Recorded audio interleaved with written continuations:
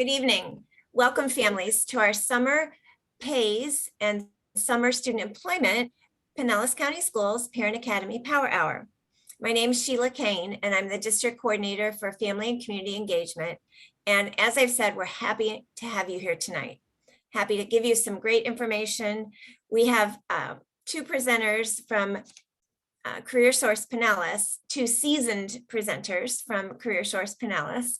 And so you've got the good stuff tonight, the good information and good content you'll be getting. Melissa Redding is a program coordinator for the Welfare Transition and the SNAP Employment SNAP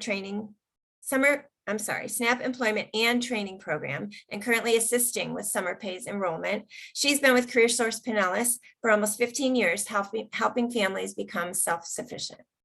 We also have Morelli Fernandez, who is the WIOA, and I had to ask what that was, and that's Workforce Innovative Opportunity Act Youth Career Counselor.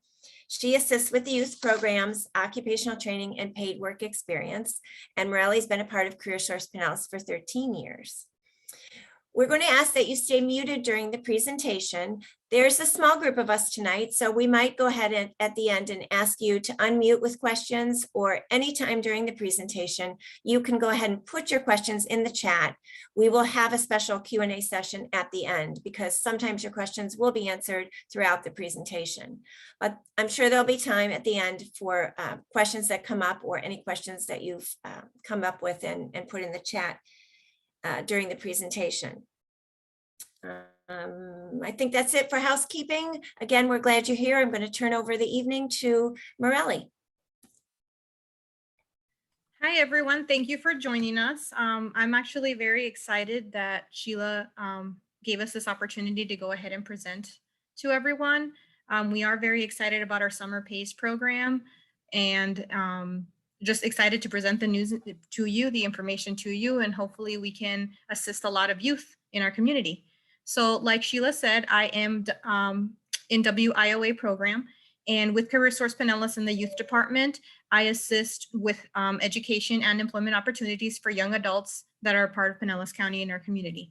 So that does entail summer pays as well as occupational training and also paid work experience for the individuals that meet the qualifications, and depending on what their goals are, this is what we assist them with. We also are trying to bring back workshops for young adults so that they can receive assistance such as resume building, interviewing skills, etc. So those are all of the services that we do provide under Career Source Pinellas, mainly for our young adults, which is what I focus on.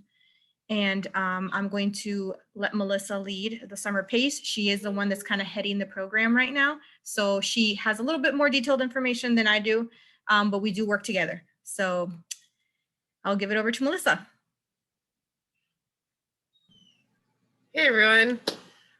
So summer pays, we're super excited. We did summer pays last year. It was a great success, and we're excited to be enrolling individuals in summer pays right now. Let's go ahead and go to the next slide.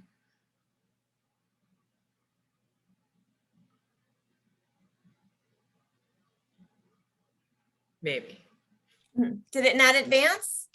No. Okay, sorry, it advanced on my side. Silly me, I don't know. All right. Excuse us, families. Little tech difficulty. There we go. All right, sorry. All right. No, it's okay. So what is summer pays? Summer pays. The pays part stands for Preparing Area Youth for Success. It's a summer employment program, employment and training program for eligible Pinellas County residents. Career Source Pinellas has teamed up with local employers to provide hands-on learning experience that pays $12 an hour, giving students work experience in high-demand industries. We're really excited that we've got a couple of employers that are on board. We have quite a few of them. I think today the number was up to 10 different employers where we are getting them on board, and they are letting us know how many positions they have. Just an example of some of the employers that we do have, we have the YMCA, we have Sail Future, the City of St. Pete, Boyd Hill Nature Preserve, State Farm, Custom Manufacturing and Engineering, Fresh Market, St. Vincent de Paul, Palm Palm Harbor Community and Service Agency, and Ivy Prep. So those are just a handful, a short list of employers that we are trying to work with. In addition to gaining this work experience that they'll be paid for, students will also attend 2 workshops, a career readiness workshop and a financial readiness workshop. We actually also pay out $75 each. So that's an additional $150 on top of the money that they'll be earning. But these are great workshops that are, really going to try and help prepare them in this journey that they're on. I mean, all throughout high school, and some of them, I saw somebody mention that they're going to college, that they're graduating senior, starting to explore at this age is a great time to try and figure out what they might want to do. And having an experience like this really lets them see, do I like the hospitality industry? Do I like manufacturing? Would I prefer to work in an office? So we're really excited that we get to offer this opportunity.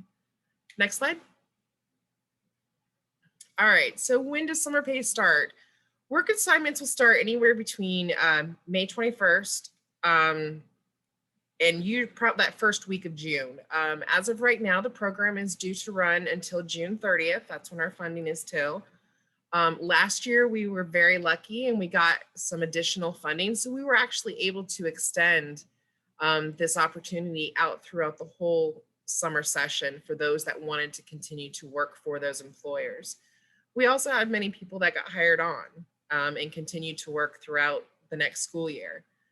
The positions will be throughout Pinellas County. As I listed, there are employers all over the place. We are definitely trying to make sure that when we are matching youth up with potential employers, that we are being considerate about transportation. We understand gas is very expensive. Some of these youth may be riding the bus to get to work or riding bikes and stuff like that. So we're definitely going to try and be conscious of where we're placing them.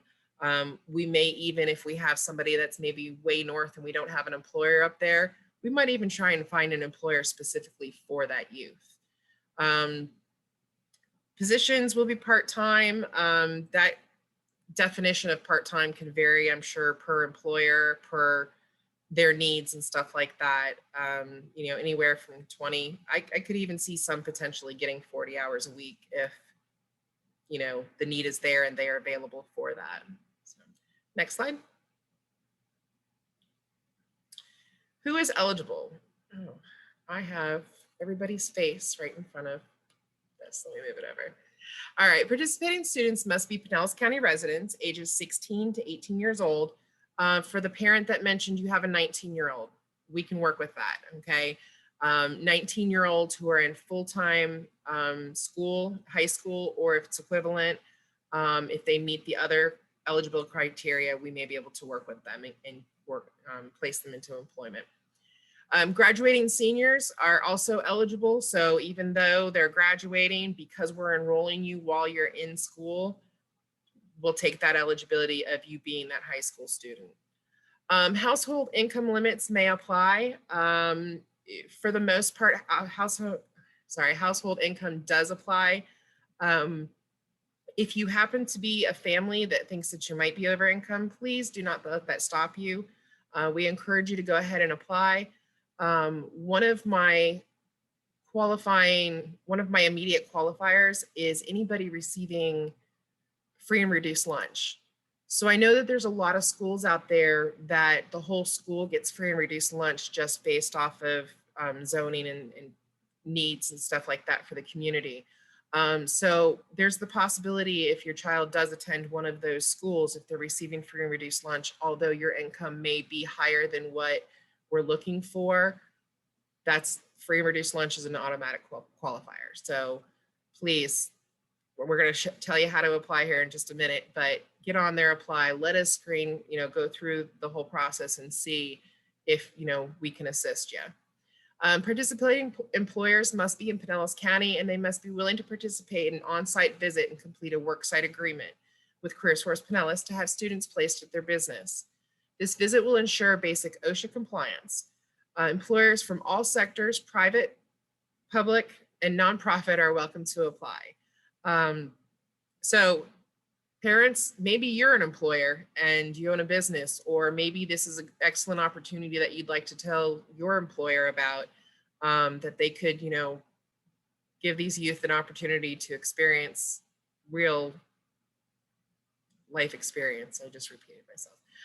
Please note that subsidized employment will not affect TANF and SNAP household benefits. So any parents that are concerned that that income may affect those benefits, please know that it does not. So it's a great opportunity to, for them to maybe afford to buy their own school clothes next year. All right, next slide. All right, that's kind of the gist of it at this point. Anybody that would like to apply, please, that website right there, careersourcepinellas.com/summerpays. Just go to that link, click on student applications, and they can get started. If anybody has any questions, they can reach out to Jeff Grau. There's his email and his phone number, and we can go back and leave that up for a few minutes if you guys need to write that down. But Jeff, he's our main point of contact for eligibility. So if you have any questions, please reach out to him. I'm looking forward to working with you guys. I can't wait to get these kids into school. Last year, it was just such a great response, and just some of them figured out they didn't want to do that kind of work. And some of them, it just kind of, put the seal on of that's definitely what they're going to do. So I thank you guys for your time. If you have questions, I'd be happy to answer them. I don't see anything so far in the chat, but I thought of a couple questions. So I just wondered, are there limits, to the number of students you can accept?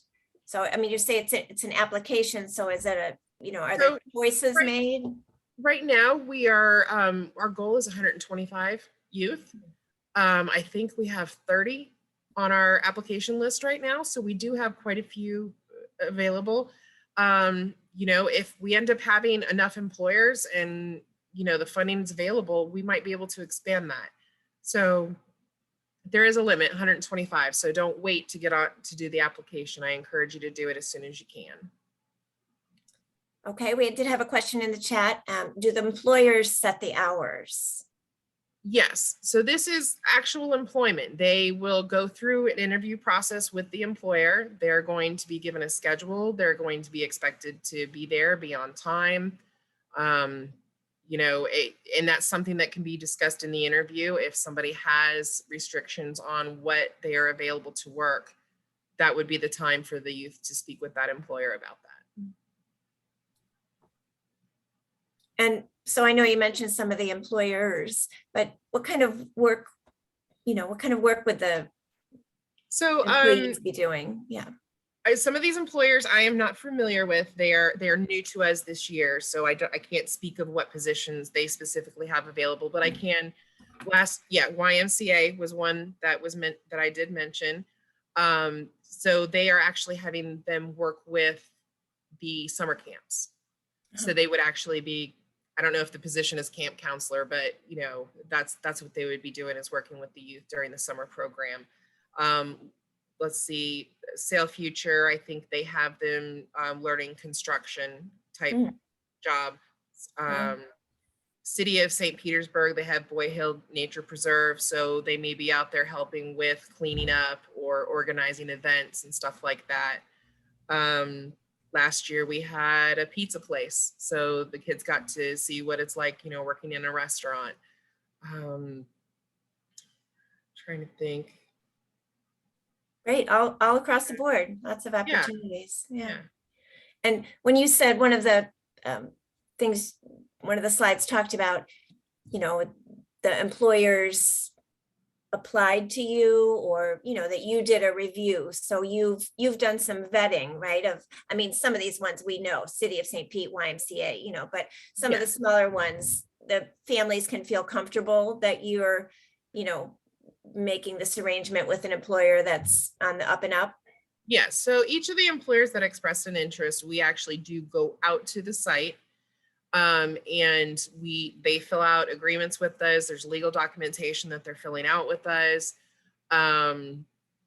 We also have staff that will be going out to the sites to do visits, towards the beginning and towards the end of it to evaluate how things are progressing.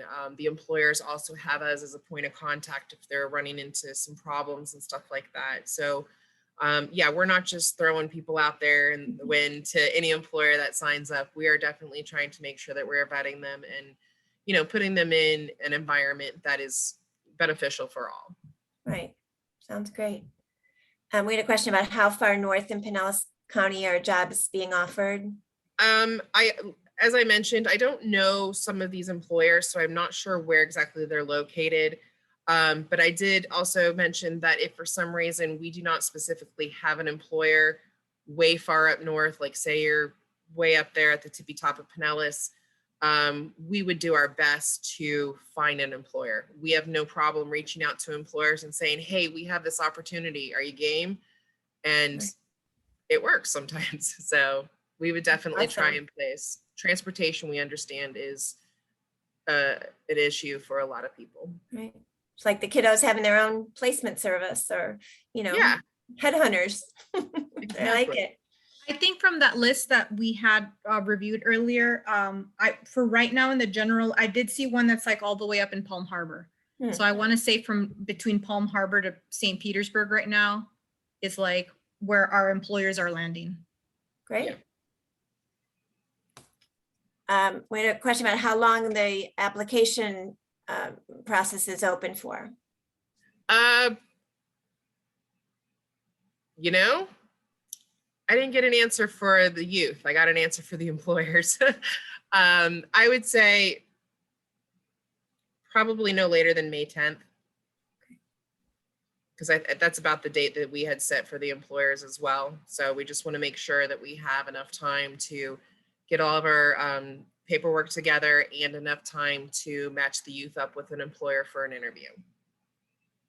And then with that, I'm just going to mention, because it is a process that we do have to gather information from the youth in order to process an application, and only because this came up last year when we were like specifically like with the YMCA, because they do background checks because you are working with children. They do have to background check. So you need to have a state issued ID. So either a driver's license or a state ID in order to be able to do that. So just kind of forewarning that if that's maybe something that your youth is interested in, just kind of know ahead of time, because I know right now, like the DMV is only doing, I think by appointment only still. Mhm. And I know some youth don't have state issued IDs or driver's license yet. So just kind of have that in mind, that might slow down the process just a tad bit if you don't have those items readily available. Good point. Very good point. Because you're right, the DMV is there. I've heard they're pretty good about the appointments and rolling people through their appointed time, but you do still have to have an appointment. Somebody was asking if you could name the employer that was located in Palm Harbor, if you remembered. Yes, it's Palm Harbor Community Service Agency. And then we had a question, do we pick the employers in the beginning of the application process? So how do the kids indicate their interest? On the application, the online application, it's a very simple online form. They'll go through it. There is a spot there for them to put down what kind of job they are interested in. And we will do our very best to match up. And the other thing is just because we match you up with an employer, if you're absolutely like, nope, no interest, you don't have to take it. We'll do our best to try and find somewhere else to match you up with, but take into consideration transportation and stuff like that. Right, nice. Very nice.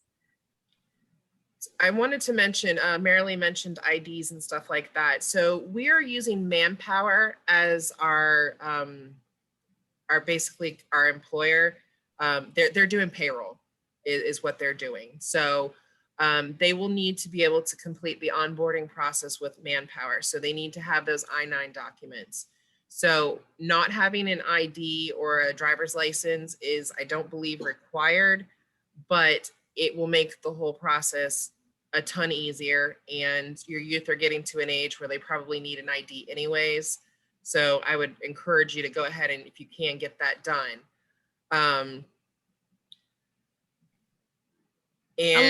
Along with that, just in case they might not have it, because obviously the pay is going to be direct deposit. I know a lot of youth may not already have an account set up. So that is another thing that Manpower will need in order for them to get, their pay deposited. Yes, a driver's permit does qualify. It's a state ID. That's what they're needing. It much like the documents that we need to provide when we get hired on with a job, they're wanting those same documents. If you're curious about I-9 documents, you can do a search for what I-9 documents I would need.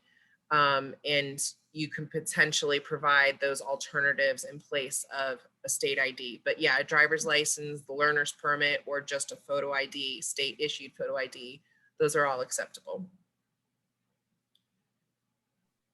Great. I just wanted to give a little bit more on the application process, just because there's going to be a lot of communication between the youth, the parent, and Jeff and Steven. Jeff and Steven are our main individuals that are doing enrollment or eligibility enrollment. You do the online application on our website, the CareerSource Pinellas website. You'll receive an automated email. It's automatically gonna come to you from our Summer Pays email inbox. Just kind of letting you know, hey, this is where somebody's going to be reaching out to you. Usually they tend to reach out to the youth first, just to, get that initial hello, how you doing? We review the application, what information, if the household is receiving any state or government benefits, we're able to pull a little bit of that information right before we call you, so we can narrow down what it is that we're going to need from you to finish that application. We'll reach out by phone. Then we're going to send an email, just again, letting you know what documents are needed. And then we send you something from DocuSign. It goes to the youth first. It has documents in it like a grievance policy. It has a place to initial next to each of those. It's, that grievance policy is just how to handle if you're running into any problems. Release of information, we would use that for communicating with the employer about somebody's pay or how they're doing, check-in app and stuff like that. They do a media release. We use the media release part of the midway evaluation as they come in and they take pictures of the youth kind of doing their jobs and stuff like that. Once we've determined eligibility, then it's kind of a waiting game until we get a little closer to the time of employment due to start. Pretty straightforward.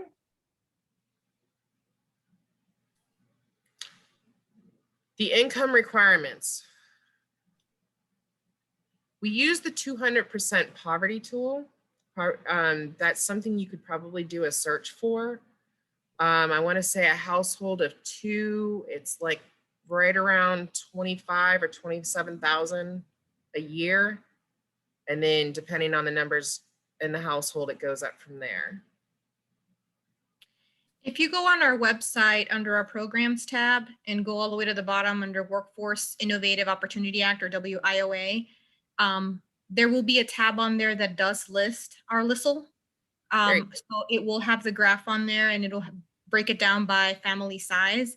And just to kind of be clear by WIOA terms, what family size would be. So it would be the youth, their parents, if they live in the same household, and then any other children under the age of 18 that live in the same household that are from the same parents, I guess, if that makes sense. So it wouldn't include anybody outside of that. And then usually, typically, it would include parents if they're legally married. So, and we go basically by like what birth certificate we usually list. So sometimes like if it's a single mom, they might just list themselves on the birth certificate. So again, only if they're legally married, it would constitute the parents both in the household. And then the way that we calculate our income, because I know it's not very clear. A lot of people think like, oh, well, this is how much I made last year on my income tax return. So, it would be under the limit. We basically have to go by the last 26 weeks of income, multiply that by 2, and then that is how we come up with an annual figure that would then have to fall under that chart. The question of child support, yes, child support would be included as income. So is Social Security disability. But just to reiterate what I heard you say, Melissa, is, you know, if you think, if you want to apply, go ahead and apply and let Yeah, the process, you know, figure out whether you meet the requirements, right? yes, I mean, please yeah. don't let that income be the automatic, you know, let us take a look, you know, let us really get into, you know, what can we do? Foster care youth, they're an automatic qualifier, you know, so they might be in a household that's making quite a bit, but because they're a foster care in the foster care system, that's an automatic. Like I mentioned, if they go to a school that's receiving free and reduced, the whole school's receiving it, great. Just make sure you provide us, you know, a screenshot from their profile or the actual letter, you know, saying that they receive free and reduced lunch. It doesn't matter, you know, income wise, it just matters that they're receiving that.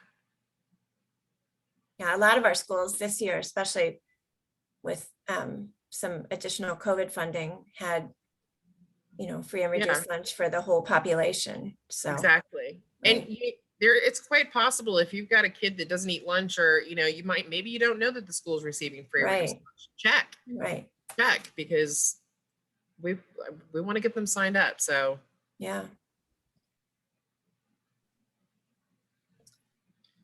All right. Well, I'm going to talk for a couple more minutes. Feel free to put some more questions in the chat if they come up, families, but we will send, I'll send the PowerPoint, the PDF of the PowerPoint slides. So you'll have this information about the website and the contact for questions and, you know, all the other information you saw tonight.